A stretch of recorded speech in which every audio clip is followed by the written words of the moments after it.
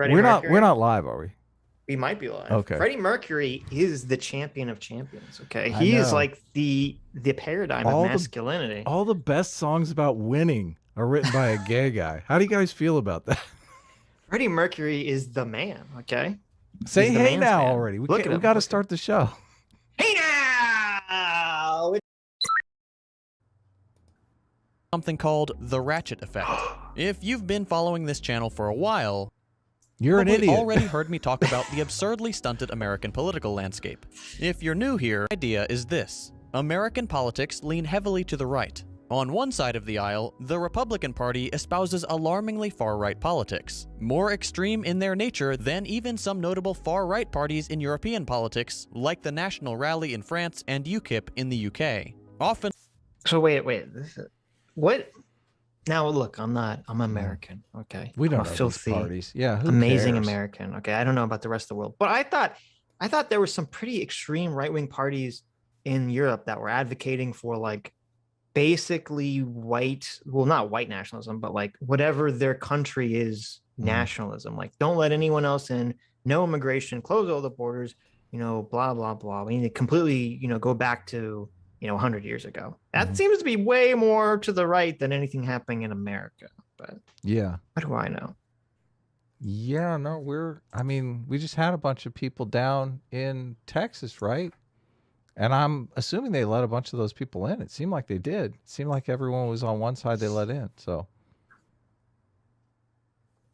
Story, though, is that the Democratic Party is also on the right. Perhaps not by US standards, but in the range of political ideologies, both parties are devoted to neoliberalism and the ideology's strict adherence to free international trade, austerity, and highly privatized economies. So I hate this argument. So it's funny because this is actually a super racist argument.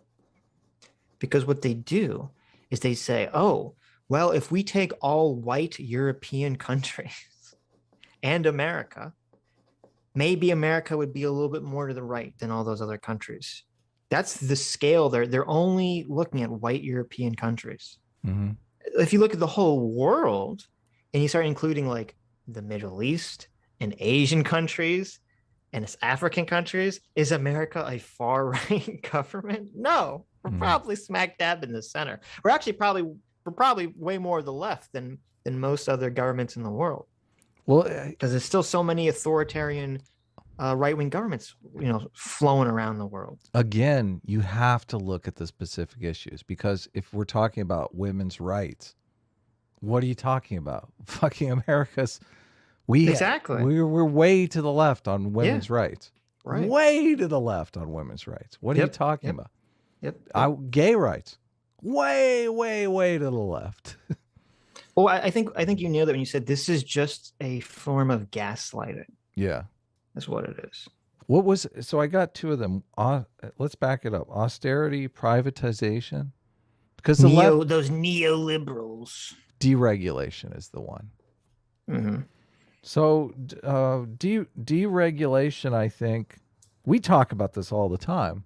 One party has been so against regulation that they can't even regulate when they need to regulate, when shit is going like against them. A lot of conservatives complain that Trump had power and didn't do anything about the deplatforming of right-wingers on social media. Yep. And we've said they're in a difficult spot because they run every single election on deregulation. They're not in a position to step up and said, we need to regulate these people. Right. That's what's interesting is that if the situation was reversed so that the internet companies and social media companies were heavily right-wing favored instead of left-wing favored, and they were deplatforming all the people on the left, you can bet the second the left took power in government, they would start regulating the shit out of these companies. Because that's the party of regulation for the last 30, 40 years. And then, so you have this bizarre situation where the Republicans, since it's the left that the internet companies are sided with, the Republicans are like, they're basically powerless about that. They don't know what to do because they're like, if they come out in favor of all these strong regulations, they basically are destroying the entire platform and on all the arguments they made for the last 30, 40 years about free markets. Yeah, I've heard a lot of people on the right though that are super chapped about that because they're not. They're the ones that are actually suffering under the policies, and they want the regulation. It's so funny because the left, I mean, they're regulating where you don't even need to regulate. There's this thing called hate speech, which doesn't exist. It's not a real thing. Well, you can't have free speech and call things hate speech, and you literally don't have free speech. No, that's true. But this to me shows why it's foolish to take like an ideological stance on like regulation being good or bad. Yes. When it's like it's neither. Like each regulation is dependent on whatever is being regulated. Some regulations are needed and some are bad. Like that's just the way you should look at it. You shouldn't be in favor of just regulating. You shouldn't be against, or you shouldn't be in favor of just deregulating, just to deregulate. Because you need both. Like you've got an argument about over-intrusive regulation. But at its heart, thou shalt not murder is like a regulation. It is. It is. You know, regulations against deceiving people in advertising are probably a good thing. Generally, when people think of regulations, they think of like business regulations. It's not like criminal laws. So I don't know if I would use that as an example. But well, I'm working on reconceptualizing this stuff because I think there are places where we need regulation, and I would like to have conservatives at the table offering ideas about useful regulation. You're losing half of your brain power if anytime you want to talk about regulation, conservatives just shut their brains off and say regulation never works. It's like, okay, thanks. Like this social media problem is a real thing. Okay, maybe we should figure out a way to solve it.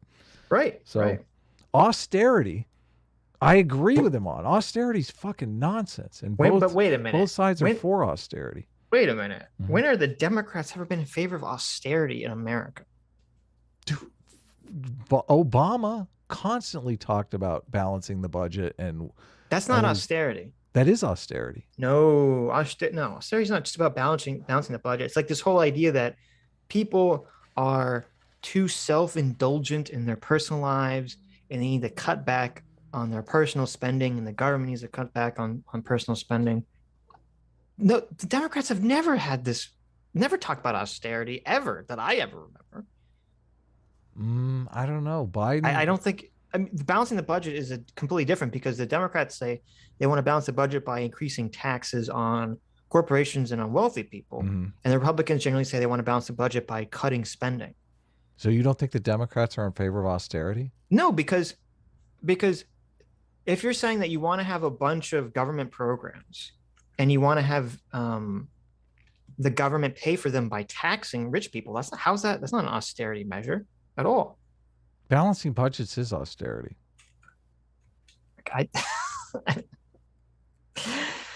Austerity is a set of political economic policies that aim to reduce government budget deficits through spending cuts, tax increases. Oh, you're right. Or a combination of both. Yes. I don't know.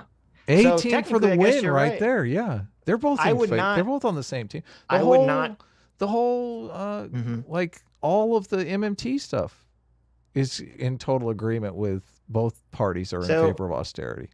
So let me do some. I'm gonna summon your spirit animal. I'm gonna summon your Patronus here. I'm gonna use some weasel logic here. You know, I think it's true. You're gonna weasel out of something? I'm gonna weasel this. Okay. To make out just to win this debate? You just no, because I think it's true. I think it's true.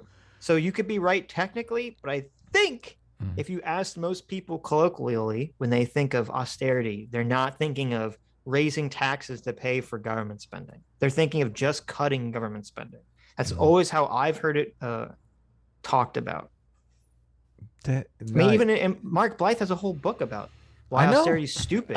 I've read it about 8 times now. That book is like, I know what's up with that book. I did look up the thing on Weimar Germany. They totally did it deliberately, and it was over in a year. They had their currency back to normal in a year. They did it to get out of the war reparations they owed to France. They were like, "Fuck you, France. We'll do hyperinflation on our currency, so we don't have to pay you. Suck it, France." It was totally deliberate. They just want to know which team everybody's on. Yeah, for sure. They don't like it when it's like unclear. Yeah, that's another thing that we have in common with you, Shu, because we don't want to be on a fucking team. Amen, brother. We're rebels. Yeah. What are we, some kind of suicide squad? Good night, everybody. Da, da, da, da.